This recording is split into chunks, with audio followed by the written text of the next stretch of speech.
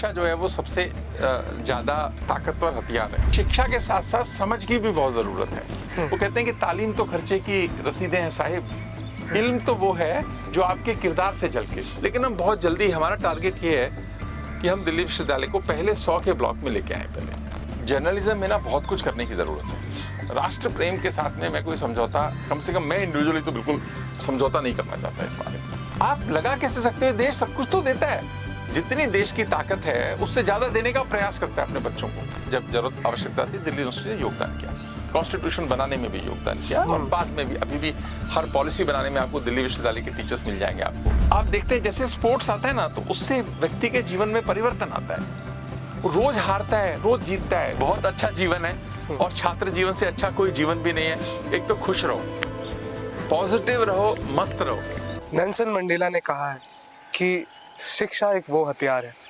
जिससे आप पूरी दुनिया बदल सकते हैं। नमस्कार, मैं कार्तिकेय दिवाकर, आप देख रहे हैं देखता इंडिया, और मैं अभी दिल्ली स्कूल ऑफ जर्नलिज्म के अपने 5वें सेमेस्टर में अपनी पत्रकारिता की पढ़ाई कर रहा हूँ। आज हम आपको एक ऐसे मेहमान से मिलवाना चाहते हैं जो देश की एजुकेशनल लीडरशिप में एक बड़ा नाम है, और जिन्होंने कई सारे विश्वविद्यालय के कुलपति के रूप में अपना जो सेवा है उसको दी है, और साथ ही साथ एक इंजीनियरिंग के प्रोफेसर से लेकर उनका जो कुलपति बनने तक का सफ़र है उसको जानेंगे। साथ ही साथ एक वो शख्सियत जिनके हाथों में 7 लाख से ज़्यादा बच्चों का भविष्य है। सर, आपका बहुत बहुत स्वागत है हमारे इस खास कार्यक्रम में। सर, सबसे पहले तो यही मैं पूछना चाहूँगा कि आप अगर 2 मिनट में बताना चाहें जो ये सफ़र आपका एक इंजीनियरिंग के प्रोफेसर से लेके आज वाइस चांसलर बनने तक का है। नहीं, बहुत अच्छा सफ़र है। पर सबसे पहले तो आपने नेल्सन मंडेला को बहुत अच्छा कोट किया। Thank you. कि शिक्षा जो है वो सबसे ज़्यादा ताकतवर हथियार है, इसमें कोई शक है ही नहीं। जिसके व्यक्ति के जीवन में शिक्षा आती है उसके जीवन में अच्छा हो जाता है जी। पर साथ में एक चीज़ जुड़ी हुई है जिस पर कि साथ साथ बात होनी चाहिए कि शिक्षा के साथ साथ समझ की भी बहुत ज़रूरत है। समझ जो है ना, वो कई बार क्या होता है कि बहुत बड़े बड़े डिग्री जिनके पास होती है, समझ अगर उनकी नेगेटिव होती है, सोच नेगेटिव होती है, तो समाज का, देश का बड़ा नुकसान कर जाते हैं। बहुत सारे ऐसे, अब 9/11 के जितने टेररिस्ट थे उनके पास सब अच्छी डिग्रियां थी, तो इसलिए डिग्री से कई बार भ्रमित होने की आवश्यकता नहीं है। तो शिक्षा एक बहुत बड़ा रूप है इसका, जिसमें एक अच्छे इंसान का निर्माण करना, अच्छी उसको डिग्री भी हो, सबका एक कॉम्बो है ये तो हुई बात है। अब मैं आता हूँ अपनी बात पे। आपने बिल्कुल ठीक कहा, इंजीनियरिंग के प्रोफेसर से लेके और आज तक की जर्नी बहुत बढ़िया रही है, और मुझे ऐसा लगता है कि हर दिन एक नया दिन है। कुछ अच्छा करना है, अपने स्टूडेंट्स के लिए करना है, बच्चों के लिए करना है, ये सोचकर काम करता हूँ। तो रोज़ नई ऊर्जा मिलती है, रोज़ अच्छा लगता है, और जो कंट्रीब्यूट आप करते हैं जब किसी चीज़ में, किसी सिस्टम के अंदर, उससे जो खुशी मिलती है ना, वो शब्दों में भी बताई नहीं जा सकती, उसको अनुभव किया जा सकता है।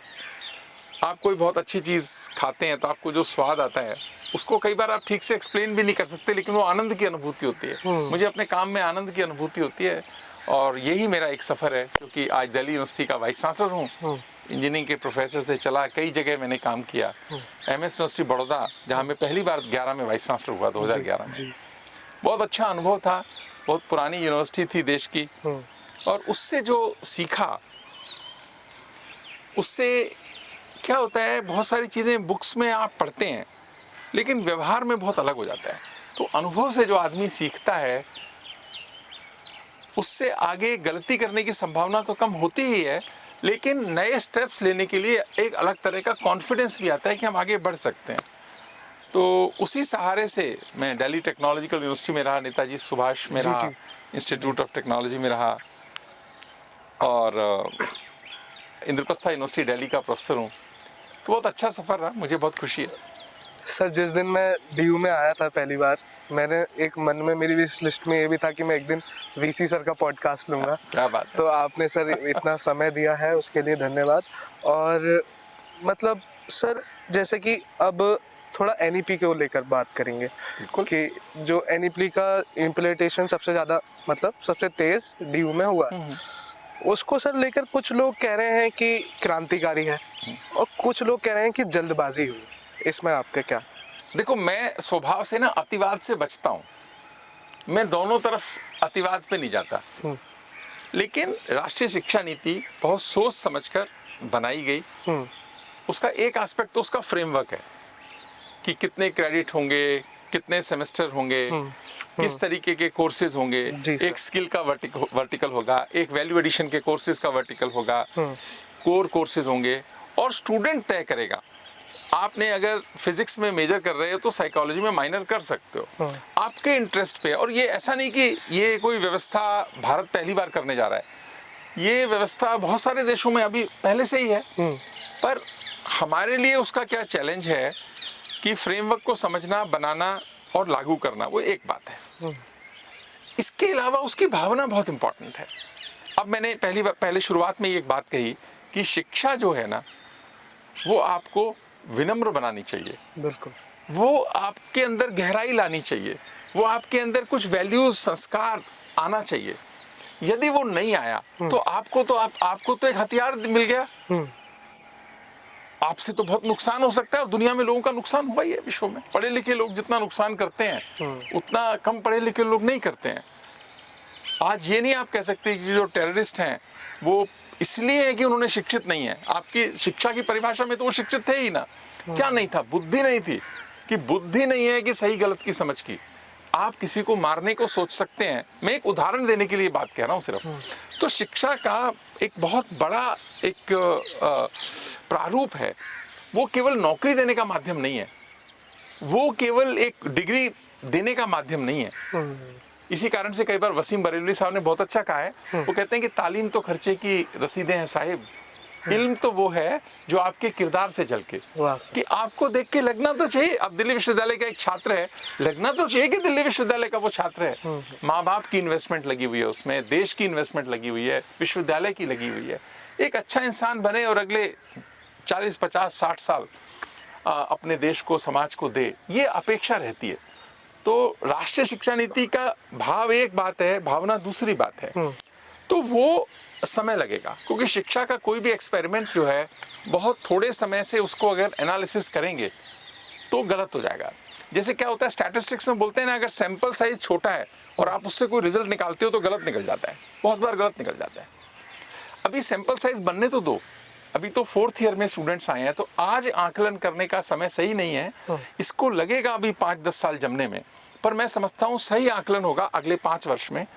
तब इसके जो अच्छाइयाँ हैं, इसके फ्रूट्स हैं, वो बच्चों को भी मिलेंगे और देश को भी मिलेंगे। मैं समझता हूँ अगर हमने ठीक से लागू किया तो ये बहुत अच्छा रहेगा। और सारा जो की है ना, वो हर चीज़ में इम्प्लीमेंटेशन में ही तो है। आप टीचर रिक्रूट करते हैं, आप तो अच्छा समझ के ही करते हैं। अगर वो अच्छा नहीं पढ़ाता है या नहीं पढ़ा पा रहा है या वो उतना उस तरह का नहीं है, तो उसको परिवर्तन की आवश्यकता है, अपने में परिवर्तन की आवश्यकता है। तो सर जो पुरानी प्रणाली थी, वो उसमें आपको लगता है कि सुधार की जरूरत थी शिक्षा में? नहीं, सुधार की जरूरत तो देखो हमेशा ही रहने वाली है। आज एनईपी का जो फ्रेमवर्क आया, इसमें भी सुधार की अपेक्षा हो सकती है, उसमें तो कोई बात ही नहीं है।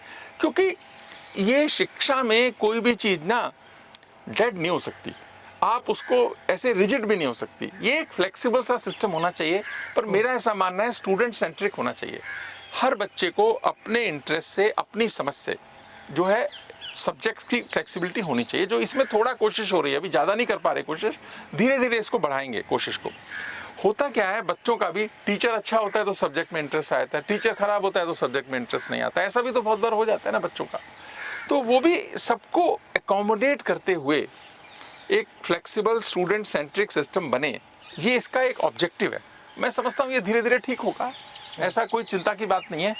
हमेशा जब भी कोई परिवर्तन होता है तो बहुत सारे लोगों को शंकाएं ज़्यादा पैदा हो जाती हैं, लेकिन दुनिया जानती उन लोगों को है, उन शंकाओं का निवारण करते हुए जो आगे बढ़ते हैं और सबके हित में जो है वो करने का प्रयास करते हैं। सर एक छात्रों का काफ़ी ये सवाल आया कि जो डीयू में हॉस्टल्स का रेशो है वो बहुत कम है, और आपके जितने भी इंटरव्यूज़ हैं आप कह रहे हैं उसमें लगातार उस पर काम चल रहा है। अभी क्या स्थिति है सर इसकी? देखिए, दिल्ली यूनिवर्सिटी बहुत बड़ी यूनिवर्सिटी है। सब बच्चों को हॉस्टल देना आवश्यक भी नहीं है और संभव भी नहीं है। पहली बात तो यह है कि आवश्यक भी नहीं है और संभव भी नहीं है। लेकिन इसका मतलब ये नहीं है कि फैसिलिटी नहीं होनी चाहिए। बहुत साल से कुछ फैसिलिटीज़ हमारे पास हैं। अभी हम नए हॉस्टल्स बना रहे हैं और करीब करीब 500 करोड़ रुपए का इन्वेस्टमेंट कर रहे हैं। मुझे ऐसे लगता है कि नेक्स्ट ईयर तक हॉस्टल्स बन के आएंगे, जिसमें 1000 की कैपेसिटी का एक लड़कियों का हॉस्टल बन रहा है और करीब 500-600 की कैपेसिटी का बॉयज़ के लिए बन रहा है, और एक हम पीएचडी और स्कॉलर्स के लिए बना रहे हैं। पीएचडी स्टूडेंट्स के लिए अलग से, foreign students and PhD students के लिए भी एक अलग से हॉस्टल बनाने का चल रहा है। तो अभी कंस्ट्रक्शन शुरू हो गई है। तो दिल्ली के अंदर अपने चैलेंजेस हैं कंस्ट्रक्शन के, बहुत डिले हो जाता है, कभी पेड़ हैं, एनवायरनमेंट है, बहुत सारी चीज़ें हैं। पर मुझे लगता है नेक्स्ट ईयर तक हम अपने बच्चों के लिए कुछ एडिशनल फैसिलिटीज़ क्रिएट कर पाएंगे, बहुत जल्दी कर पाएंगे। लेकिन वो भी कमी रहने वाली है ना, उससे क्या होने वाला है इतने सारे सेटअप में। लेकिन फिर भी ये एक हमेशा चलने वाली प्रक्रिया है। क्योंकि सर जो आम छात्र हैं उनके लिए तो बाहर एकोमोडेशन का खर्चा बहुत ज़्यादा है। इसको लेकर भी सर मेरा आपसे सवाल था कि कोई ऐसा पीजी कंट्रोल एक्ट ला सकते हैं, रेंट कंट्रोल, जिसको लेकर हम। ये तो देखो हमारे हाथ में तो है नहीं, ये तो व्यवस्था सरकार को करनी होगी अगर कोई ऐसा रेंट कंट्रोल एक्ट लाएं। लेकिन जैसे जैसे सुविधा बढ़ेगी ना, अपने आप रेट कम आने होते हैं, क्योंकि डिमांड एंड सप्लाई भी है। अगर यूनिवर्सिटी की सुविधा और बढ़ेगी तो नेचुरल है उसका इम्पैक्ट सब पे आएगा और थोड़े मुझे लगता है कि रेट कम होंगे। और सरकार से प्रयास भी किया जा सकता है कोई इस पर, अगर ये रेंट कंट्रोल एक्ट कुछ आ सकता है तो मैं कोशिश करूंगा सरकार से इस बारे में बात करने की। ये उनका सब्जेक्ट है। नहीं सर, आप अगर रखेंगे तो बहुत अच्छा रहेगा। नहीं, मैं आपकी बात से सहमत हूँ। हाँ। मैं बात करूंगा इस बारे में और कोशिश करेंगे कि अगर कुछ हम कर सकते हैं तो हमें करना चाहिए। सर आपने अपने छात्र जीवन में छात्र राजनीति देखी होगी, और आज भी जो छात्र राजनीति है तब से लेकर अब क्या आप फर्क समझते हैं कि कुछ बदलाव हुए हैं? देखिए, छात्र राजनीति तो पहले से बेहतर हुई है, पहले से बहुत सुधार हुआ है इसमें और बहुत बेहतर हुई है। आप पहले देखेंगे कि बहुत सारी स्टेट यूनिवर्सिटीज़ के अंदर आप कॉन्वोकेशन नहीं करा सकते थे। दिल्ली के भी एक आध विश्वविद्यालय ऐसा है, बहुत साल कॉन्वोकेशन नहीं करा पाया। ऑल्दो दिल्ली यूनिवर्सिटी एक एक्सेप्शन है जिसने कि पिछले अगर मैं कहूँ 103 साल में 102 कॉन्वोकेशन कराए। तो ये एक दिल्ली यूनिवर्सिटी की एक अच्छाई है। पर सामान्यतः ऐसा नहीं हो पाया, बहुत सारा हुड़दंगबाजी होती थी, लड़ाई मार पिटाई होती थी। उस राजनीति में तो अभी कमी आई है और थोड़ा सिंसियर एफर्ट लगा है, जिस कारण से पॉजिटिव रिजल्ट आया। पर फिर भी जो बच्चे इसको करते हैं, क्योंकि उनका भी करियर है, उनको भी बहुत ध्यान देने की ज़रूरत है कि उनको भी अतिवाद से बचना चाहिए, किसी भी तरह के अतिवाद से बचना चाहिए। और लीडरशिप का राजनीति, या ऐसा बोलें कि छात्र राजनीति लीडरशिप का एक तरीका हो सकता है, सारे तरीके नहीं हैं। बहुत अच्छे अच्छे लीडर्स ऐसे हैं, बहुत एग्जाम्पल्स दिए जाते हैं जिन्होंने कोई छात्र राजनीति नहीं करी। ऐसे भी बहुत सारे दिए जाते हैं जिन्होंने छात्र राजनीति करी। तो ये तो बड़ा मुश्किल है कहना। लेकिन मैं समझता हूँ लीडरशिप तो इनहेरेंट है, आप उसको कैसे डेवलप करते हैं। लीडर्स पॉलिटिकल भी चाहिए, लीडर्स कॉर्पोरेट वर्ल्ड में भी चाहिए, लीडर्स यूनिवर्सिटीज़ में भी चाहिए, हर जगह चाहिए। ये जो ट्रेट है ना, इसको इम्बाइब करने की हर स्टूडेंट को कोशिश करनी चाहिए। हर जगह लीडरशिप क्राइसिस है, हर जगह लीडर्स चाहिए। सोशल मीडिया का यूज़ कैसे देखते हैं सर इसमें? आप स्टूडेंट पॉलिटिक्स में होना चाहिए? ये तो स्वाभाविक रूप से आएगा ही। कोई भी फैसिलिटी, कोई भी टेक्नोलॉजी जब आती है तो उसका क्या यूजेज बनेगा ये तो कहना उस समय बनाने वालों को भी नहीं पता होता। पर लोग इतने क्रिएटिव हैं कि नए नए तरीके उसमें आ जाते हैं, तो वो रहने ही वाला है सोशल मीडिया का। अब तो छात्र राजनीति क्या करें, आम राजनीति में भी बहुत सारा उसका इफेक्ट है सोशल मीडिया का। जी। और मनों को प्रभाव डालता है। पर हमें एक चीज़ का ख्याल रखना चाहिए कि जो कुछ कहें उस पर हमें कल को शर्मिंदा ना होना पड़े। झूठ ना कहें, गलत ना कहें, जो कहें एविडेंस बेस्ड कहें। तो वो जो आपको आदत पड़ेगी ना, वो जिंदगी में आगे लेके जाएगी। यदि आपको एक बार आदत पड़ गई कि झूठ कह के भाग जाना है, ठीक है, थोड़े दिन आपको कुछ फायदा भी हो जाएगा, कुछ लोग खुश भी हो जाएंगे आपसे, पर लंबे समय आप सस्टेन नहीं कर सकते। उसमें आपकी क्रेडिबिलिटी होनी चाहिए। इफ यू से समथिंग, मीन इट। और छात्र राजनीति के जितने बच्चे हैं, इनकी क्रेडिबिलिटी तो और ज्यादा होनी चाहिए, क्योंकि लोगों ने भरोसा करके आपको जिताया है। तो जब आप कोई बात बोलते हैं, आप उस पर टिकें और सही बोलें, अच्छा बोलने का कोशिश करें। ऐसा मेरा मानना है। सर आप भी काफ़ी एक्टिव रहते हैं, हमने देखा एक्स पर। हाँ। और मतलब लेकिन सर जो एक्टिविज्म है, मैं आपके पुराने भाषण सुन रहा था। हाँ। आप हमेशा से मतलब उसके एक तरीके से विरोध में रहे हैं एक्टिविज्म को लेके, और कि हर चीज़ पे एक्टिविज्म नहीं होना चाहिए। मैं उसके विरोध नहीं कहूँगा, मैं, हाँ, देखो क्या होता है, हाँ। आपको एक्टिविज्म चाहिए किस लिए? 19वीं सदी का एक्टिविज्म, 20वीं सदी का एक्टिविज्म और 21वीं सदी का एक्टिविज्म, अरे कुछ तो सुधार करो ना। 100 साल पहले भी वही नारे लगते थे, आज भी वही नारे लगते हैं। उसकी आवश्यकता नहीं है। आज आज़ाद देश है हमारा, अंग्रेजों से लड़ने के लिए जो टूल्स इस्तेमाल किए, आज अपनी सरकारों के खिलाफ उसकी आवश्यकता नहीं है आपको। और तरीके सोचो, कुछ इनोवेटिव तरीके सोचो। ग्रीवेंस रिड्रेसल होना चाहिए, छात्रों की बात सुनी जानी चाहिए। विश्वविद्यालय तो है ही स्टूडेंट्स के लिए, वो नहीं होंगे तो ये विश्वविद्यालय किस लिए हैं? बिल्कुल सर। तो उनके हितों की रक्षा करना केवल उन्हीं का काम थोड़ी है, हमारा भी काम है ना। हम सारे प्राध्यापक, प्रिंसिपल्स, हम सब भी तो बच्चों के लिए हैं, हम उनके हितों की रक्षा हम भी तो करते हैं। एक तो ये गुमान हो जाना, ये एरोगेंस हो जानी कि हम ही हैं जो छात्रों के हितों की सोचते हैं और कोई नहीं सोचता, नहीं ऐसा नहीं है, सब सोचते हैं, हमारे तो बच्चे हैं, क्यों नहीं सोचेंगे? हम भी तो सोचेंगे ना। तो बैठ के बात करना, शालीनता से बात करना और नए तरीके क्या हो सकते हैं इस पे विचार करने की आवश्यकता है। मैं उस तरह के एक्टिविज्म के खिलाफ हूँ। ये जो आज ये नारेबाजी इतनी होती है, इसकी कोई आवश्यकता नहीं है। और टीचर्स के लिए भी मैं कह रहा हूँ ना, मैं वो भी नहीं पसंद करता हूँ ये टीचर्स जो नारे लगाते हैं, कोई आवश्यकता नहीं है। ये कोई ट्रेड यूनियन नहीं है जिस तरह का आप बिहेव करते हैं विश्वविद्यालयों में। जब मैं कह रहा हूँ कि एक संस्कारी माहौल होना चाहिए तभी तो होगा। आज घर में छोटा बच्चा भी ना, आप जो कहते हो उससे नहीं सीखता, आप जो करते हो उससे सीखता है वो। तो जब एक 5 साल का, 7 साल का बच्चा जब डेवलपमेंट की स्टेज में है तो वो सीख रहा है, तो क्या विश्वविद्यालय में आने वाला बच्चा उसको आपके आचरण को देख के प्रभावित नहीं होगा? बिल्कुल होगा। तो हमारा आचरण ठीक रहे तभी तो हम अच्छी बात, मैं आपको अच्छी बात कहता रहूं और करूं सब कुछ उल्टा, तो प्रभाव नहीं पड़ेगा ना। आप 2-3 दिन प्रभाव पड़ जाएगा, फिर आप हो गया तो ऐसे ही बोलते रहते हैं। आप जो बोलते हो उसका मतलब होना चाहिए। तो मैं एक्टिविज्म के तरीकों जो है ये चलता है, इसके खिलाफ हूँ। ग्रीवेंस रिड्रेसल मैकेनिज्म होने चाहिए, उसके नए तरीके सोचे जाने चाहिए, हर एक की आवाज़ सुने जाने का मैकेनिज्म भी होना चाहिए। वो एक तरीका था, वो सारे तरीके नहीं है, मैं ऐसा मानता हूँ। ये एक सर आपका भी बयान भी वायरल हुआ था कि अर्बन नक्सल को लेके, ये अर्बन नक्सल कौन है सर? आपको अपने देश की और उसके हितों की चिंता तो होनी चाहिए। गरीबी पे बात करना बहुत अच्छी बात है, पर गरीबों के खिलाफ काम करना, आखिर गरीबी देश की अगर दूर होनी है तो वो शिक्षा से होगी, गरीबी दूर होनी है तो नई समझ से होगी, गरीबी दूर होनी है तो सरकार के इनिशिएटिव से होगी। सारा समय विरोध ही करना, सब में गलत ही देखना, सर अभी ये जो सोच है ना, ये जो सोच है ना, इससे बचना चाहिए। ये उनके भी हित में नहीं है और किसी के हित में नहीं है। और जहां तक मैंने वो बात करी, वो टर्म भी इस्तेमाल करी, अब कौन उससे किस किस को बुरा लगा वो सोचें, मैं क्या सोचूं उस बारे में। अभी एक घटना भी सामने आई सर, इंडिया गेट पर एंटी नेशनल नारे लगे, उस पर आपका? नहीं, बड़ा दुर्भाग्य की बात है ये। देश के खिलाफ नारे लगाना, आप लगा कैसे सकते हो? देश सब कुछ तो देता है, जितनी देश की ताकत है उससे ज्यादा देने का प्रयास करता है अपने बच्चों को। सुरक्षा भी देता है, सम्मान भी देता है, जीवन जीने का तरीका भी बताता है, शिक्षा भी देता है, हॉस्पिटल भी देता, सब देता है ना देश। आप देखो तो सही, देश पिछले 100 सालों में कितना बदला है। तो उसमें आप खुशी नहीं होता नारेबाजी देश के खिलाफ करनी? ऐसे तो एक विश्वविद्यालय के अंदर भी देश के खिलाफ नारेबाजी हो गई थी। नहीं करना चाहिए, बचना चाहिए। अगर वो बच्चे, हम प्राध्यापकों का इसमें बहुत रोल है कि हम उसमें फायर में फ्यूल न डालें, हम समझाएं, अच्छा माहौल क्रिएट करें।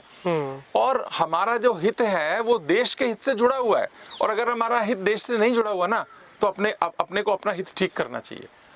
ऐसा नहीं हो सकता हमारे इंटरेस्ट देश के इंटरेस्ट से में टकराव हो, और टकराव हो रहा है ना तो सोचना चाहिए हमको बहुत सीरियसली अपने मन में कि क्या इसकी आवश्यकता है। इसलिए वो नहीं होनी चाहिए थी घटना, वो गलत बात है, मैं ऐसा मानता हूँ। सर आप डीयू को आने वाले 5-10 सालों में क्या देखते हैं कि दुनिया के 50 टॉप यूनिवर्सिटी में नाम होगा?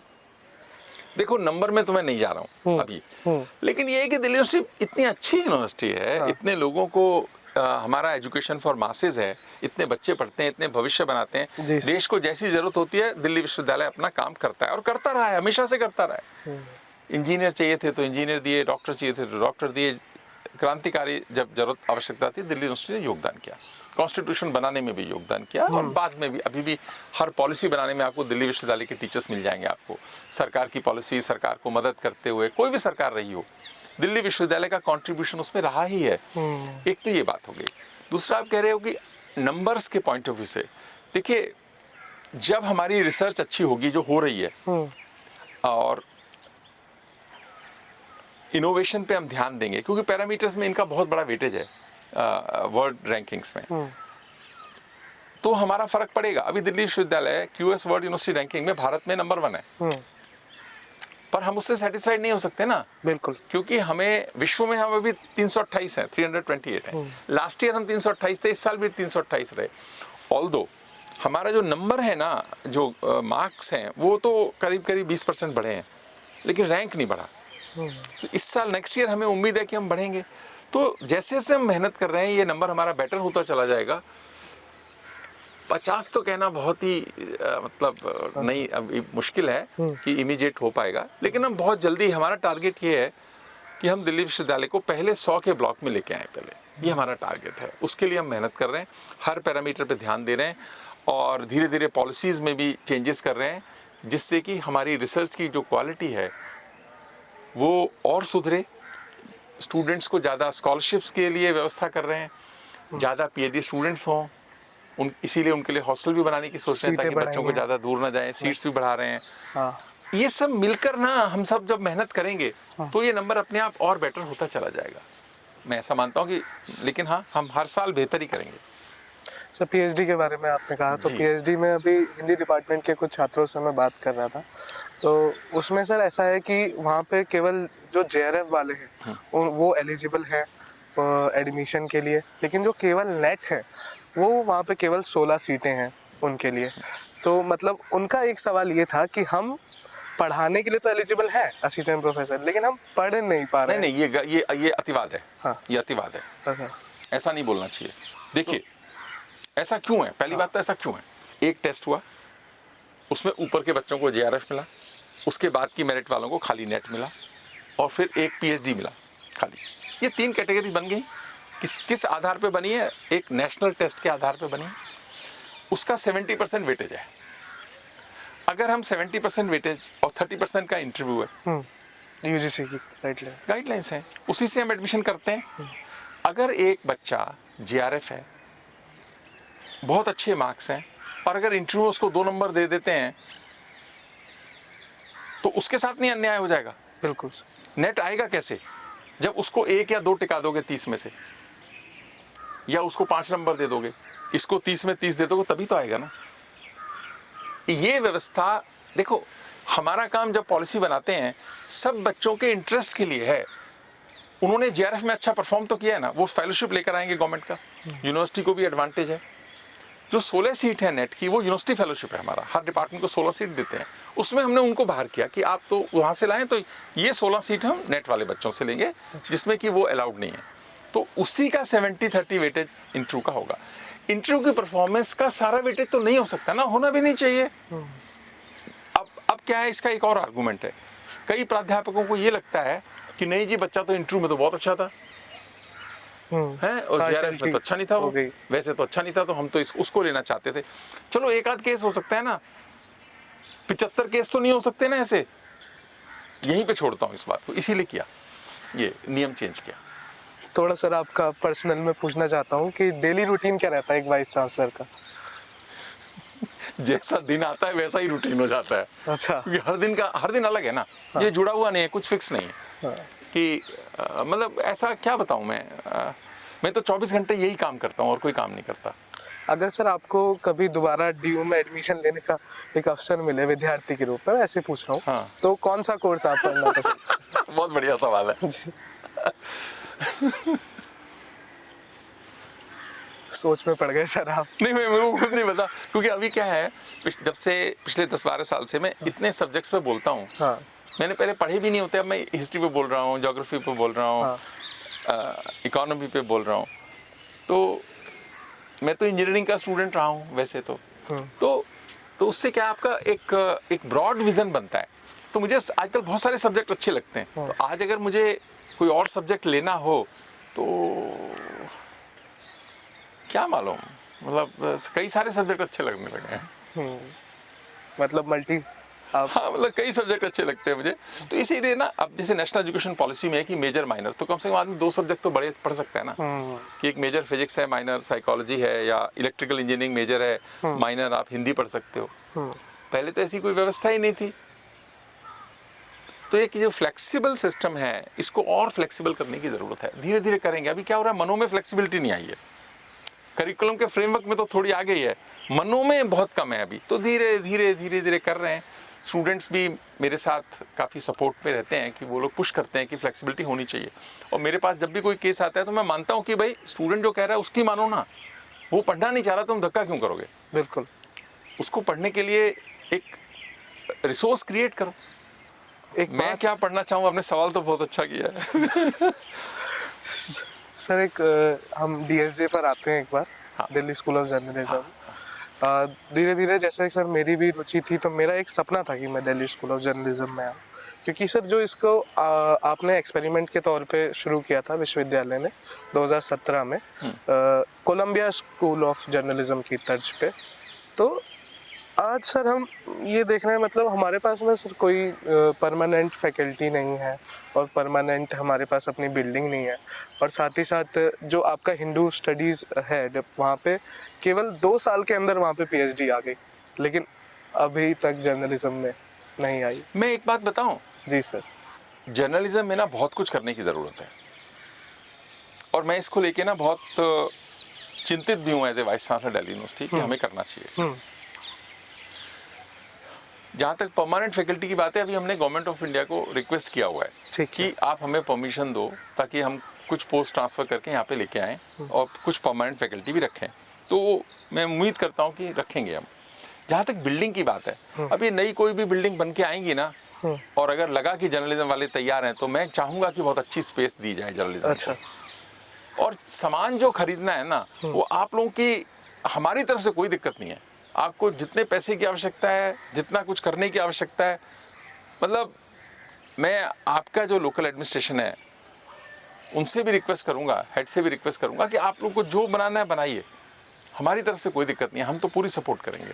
और ये इतना अच्छा एरिया है, देश को अच्छे जर्नलिस्ट चाहिए ही चाहिए, प्रिंट वाले भी चाहिए, इलेक्ट्रॉनिक वाले भी चाहिए, हर तरह के चाहिए, बहुत ज़रूरी है। और ऐसे चाहिए जो देश को प्यार करते हो। मैं फिर बोल रहा हूँ, मैं इसलिए इसमें इन्वेस्ट करना चाहता हूँ कि ऐसे जर्नलिस्ट तैयार हों जो अपने देश को प्यार करते हों। राष्ट्र प्रेम के साथ में मैं कोई समझौता, कम से कम मैं इंडिविजुअली तो बिल्कुल समझौता नहीं करना चाहता इस बारे में। और जिस अपेक्षाओं से ये शुरू हुआ था, हम उसमें खरा उतरें, इसके लिए हम बहुत प्रयासरत हैं। आपको बिल्डिंग की अगर आवश्यकता लगती है तो बिल्डिंग भी हम लोग दे देंगे, वो आसान है डिसीजन। बिल्डिंग देना आसान है, इक्विपमेंट खरीदना और आसान है, उसके लिए हमें कोई समस्या नहीं है। और सर सेल्फ फाइनेंस है यूजीसी से फंड अगर? पहले तो सेल्फ फाइनेंस है नहीं। अच्छा। सेल्फ फाइनेंस तो कुछ होता ही नहीं है, कैसे हो जाएगा सेल्फ फाइनेंस?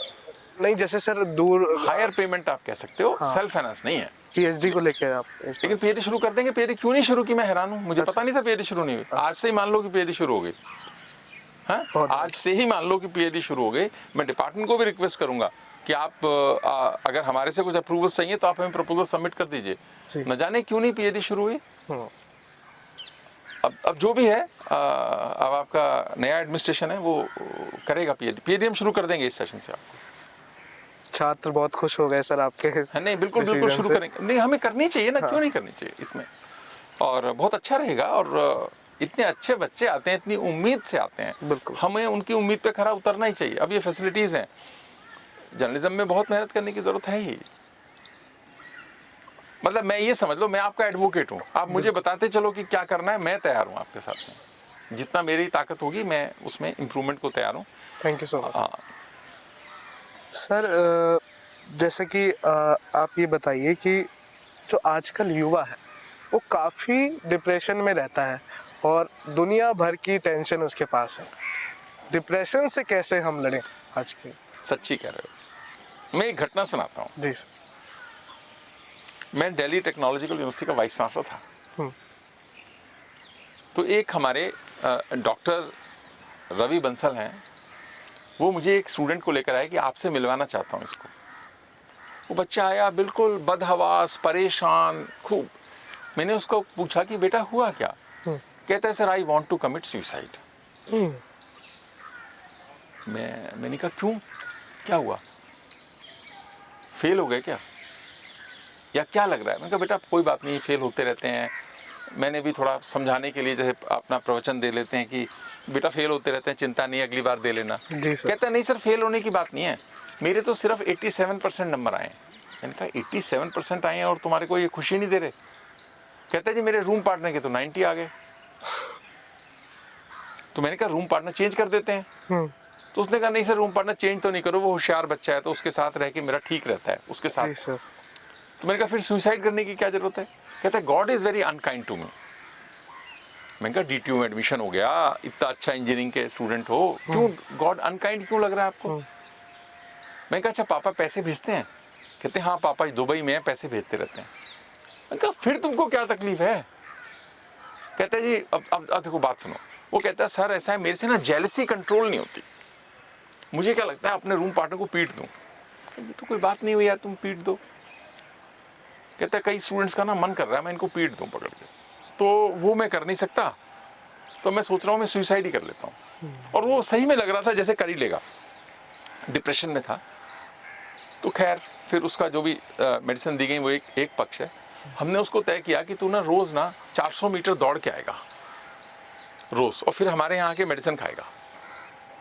हमने उसकी रोज़ जिम्मेदारी लगाई और अल्टीमेटली देखो उसकी ज़िंदगी बदलती चली गई। केवल वो 400 मीटर दौड़ और थोड़ी सी मेडिसिन और एक थोड़ा सा प्यार से बात उससे हुई। जी। आज वो बच्चा मल्टीनेशनल कंपनी में काम करता है और बहुत अच्छा बच्चा है। वो अच्छा बच्चा था ही, वो सिर्फ क्योंकि क्या हो रहा है, हमारी जो ये जनरेशन है इसको ना सुनने की आदत नहीं। घर में माँ बाप भी ऐसे रहे कि बच्चे ने कहा ये है तो हाँ हाँ हाँ, वो हाँ हाँ में डेवलप हुई है, लेकिन जिंदगी ऐसी नहीं है, यहाँ ना होता ही है। बिल्कुल। तो ना, इसीलिए स्पोर्ट्स जो है जीवन में होना ही चाहिए। हमने जैसे नेशनल एजुकेशन पॉलिसी में क्रेडिट किया इसको कि स्पोर्ट्स 1, स्पोर्ट्स 2, एडवांस स्पोर्ट्स बच्चों को लेना चाहिए। और मैंने तो पहला आया इनका एग्जाम कैसे लोगे, मैंने एग्जाम के लेने की आवश्यकता क्या है, बच्चों को रोज खिलाओ, घुमाओ, दिखाओ। आप देखते हैं जैसे स्पोर्ट्स आता है ना तो उससे व्यक्ति के जीवन में परिवर्तन आता है। रोज हारता है, रोज जीतता है। वैल्यू सिस्टम देखिए, हॉकी खेल रहे हैं, फुटबॉल खेल रहे हैं, तो एक टीम का कोऑर्डिनेटेड एफर्ट पैदा होता है उससे। तो ये जो विश्वविद्यालयों और स्कूलों से स्पोर्ट्स बाहर हुआ ना, ये हमारी शिक्षा में सबसे बड़ी गलती हुई। मैंडेटरी होना चाहिए। स्पोर्ट्स फॉर कैरियर की जरूरत नहीं होती, स्पोर्ट्स फॉर लाइफ भी तो है। कैरियर कितने बच्चे बनाते हैं? 1%। 99% लोगों के जीवन में स्पोर्ट्स का उतना ही महत्व है, क्योंकि स्पोर्ट्स फॉर लाइफ। तो हमने कोर्सेज शुरू किए हैं, आपके माध्यम से भी मैं बच्चों को अपील करूंगा और आप भी बच्चों से बात करूंगी, स्पोर्ट्स का कोर्स जरूर लो, सीखो, खेलो, दौड़ो। ये ग्राउंड्स खाली पड़े रहते थे, आपके पीछे का ग्राउंड्स बिल्कुल सर। अभी थोड़ा बहुत भरने लगा है। जिस यूनिवर्सिटी के ग्राउंड्स खाली हैं तो कहीं ना कहीं दिक्कत तो हमारे अंदर है ना। बिल्कुल सर। तो सबसे आसान तरीका इस डिप्रेशन से बाहर आने का है कि अपने जीवन में एक गेम एंटर करो, जो भी खेलने का मन करता है खेलो, आपकी जिंदगी बदलती चली जाएगी। और सर अध्यात्म में भी जाना चाहिए? मैं वो चीज़ नहीं कह सकता जिसको मैं प्रैक्टिस नहीं किया। अध्यात्म मैंने सुना बहुत है, मेरे को उतनी जानकारी नहीं है, इसलिए मैं ये तो नहीं कह सकता, पर सब लोग कहते हैं अच्छा है तो अच्छा ही है, तो उसमें जा सकते हैं। पर जब आप बच्चे हो तो सबसे अच्छा तो खेलना ही है ना। अध्यात्म हमारी वाली उम्र में चले जाना, अभी सारा काम इतनी छोटी उम्र में ही क्यों करना है, हमारी जिंदगी में जब आएंगे तब अध्यात्म की। लेकिन मैं जानता नहीं अध्यात्म के बारे में, इसलिए मेरे को कोई मतलब इंटरेस्ट है सर आपका उसमें? मैं जानता ही नहीं उसके बारे में। अच्छा। तो इसलिए मैं कोई ऐसी टिप्पणी नहीं करना चाहूँगा, लेकिन स्पोर्ट्स जरूर होना चाहिए जीवन में, ऐसा मेरे को लगता है। और अध्यात्म जिसकी इतनी बात होती है उससे नेचुरल है, अच्छा होता ही होगा ना। तो जिनको वो रास्ता अपनाना है वो रास्ता अपनाए। एक सर आपका बुलंदशहर से काफी संबंध रहा है, हाँ। थोड़ा उसके बारे में बताइए। हमारा परिवार जो है वो हम लोग बुलंदशहर के रहने वाले हैं। ऐसा कैसे? बुलंदशहर के पास एक जगह है खुर्जा, खुर्जा के पास एक छोटा कस्बा पहासू के पास हमारा गांव है। लेकिन हम लोग गांव है, जमीन है, सब है। लेकिन मेरे फादर कुरुक्षेत्र यूनिवर्सिटी में प्रोफेसर थे मैथमेटिक्स के। तो जब मैं 2 साल का बच्चा था, मेरा जन्म अलीगढ़ का है, तो 2 साल का था, उसके बाद कुरुक्षेत्र आ गए। तो मेरा सारा जो जीवन है मैक्सिमम टाइम कुरुक्षेत्र बीता है। तो मैं बुलंदशहर उस तरह से रहा नहीं हूँ, लेकिन फिर भी वो हमारी अपनी पुरखों की जमीन है, हमारा अपना है। हम देख रहे हैं सर जो SOL है वहाँ पे सर रोज लंबी लंबी लाइनें लग रही हैं वहाँ पे, मतलब ये व्यवस्था कब तक हम दुरुस्त देखिए, कोशिश तो हम बहुत करते हैं कि न लगे। हाँ। अब मैं जानता नहीं, हम तो हमारी तरफ से तो बहुत कोशिश हो रही है कि बच्चों को परेशानी कम से कम हो। हाँ। और SOL ने अभी अपनी एक नई बिल्डिंग भी तैयार की है, जी, कई जी, सारे जी। सेंटर्स उन्होंने बनाए हैं और इस पे करेंगे कि लाइनें ना लगें, जितना ऑनलाइन कर सकते हैं चीज़ों को उतना करने का प्रयास करेंगे, ऐसा मुझे लगता है। सर बीच में एक आपके साथ रैपिड हाँ। फायर राउंड करेंगे। हाँ, करिए ना। आपको एकदम जवाब देना है सर, बिना सोचे। बिल्कुल दूंगा। एक को चुनना है, डिग्री या स्किल, डिग्री। चाय या कॉफी, चाय। भारत या इंडिया, भारत। भगत सिंह या चंद्रशेखर आजाद, मेरे दोनों ही शेर बच्चे थे देश के, मैं इसमें नहीं कर सकता, दोनों को, दोनों हमारे अपने थे। आप सर पूरे भारत को आपने देखा है एक नजरिए से, हाँ। तो आपको सर कौन से प्रांत का खाना सबसे ज्यादा पसंद? खाना, दिल्ली। तो वाह, बेहतर क्या सर, नौकरी या व्यापार? नौकरी किस तरह की होगी उस पर डिपेंड करेगा। देखो क्या होता है, मैं इसलिए अभी रुक रहा हूँ इसका ठीक से जवाब देने में। जी सर। नौकरी अगर आप देश के लिए कंट्रीब्यूट उस नौकरी के माध्यम से करते हैं तो मैं नौकरी को अच्छा मानता हूं, लेकिन ओवरऑल अगर लार्जर पर्सपेक्टिव में देखें तो व्यापार नौकरी से ज़्यादा अच्छा है। कोई फेवरेट लीडर? नरेंद्र मोदी। जी सर। यहाँ पे सर हमारा रैपिड फायर खत्म हुआ। सर आप आखिर में क्या संदेश देना चाहेंगे छात्रों को जो आपको सुन रहे हैं?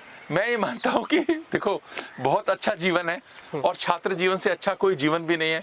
एक तो खुश रहो, पॉजिटिव रहो, मस्त रहो, अच्छे से पढ़ाई करो, सोचो कि ज़िंदगी में क्या करना है।